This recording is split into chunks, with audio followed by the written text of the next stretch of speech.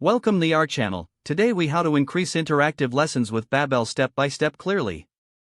To create more interactive lessons with Babbel, begin by identifying your lesson objectives. Choose topics that are relevant to your students' interests and goals. Access the Babbel platform and familiarize yourself with the available content.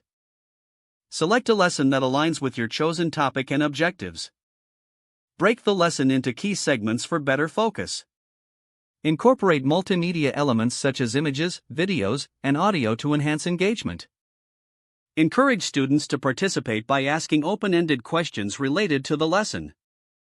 Utilize Babbel's interactive exercises to reinforce learning.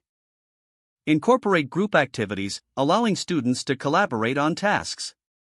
Design quizzes or challenges based on the lesson content to foster a sense of competition. Integrate real-life scenarios where students can practice language skills in context. Utilize the review features in Babbel to reinforce vocabulary and grammar. Encourage peer feedback during activities to promote further interaction. Track student progress through Babbel's reporting tools to identify areas for improvement. Conclude each lesson with a summary discussion that encourages reflection. Implement these strategies consistently to maximize interaction in your lessons with Babbel. If the page does not load, refresh the browser or try again in a private or incognito window. Make sure you are using the correct email address, then retype it carefully to avoid small typos.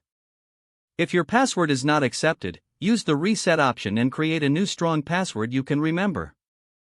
Check your spam folder for verification or security emails, then complete any requested confirmation steps. Enable two-factor authentication if available to improve account security and reduce unauthorized access risk. After signing in, review your profile details so your contact information and settings are accurate and current.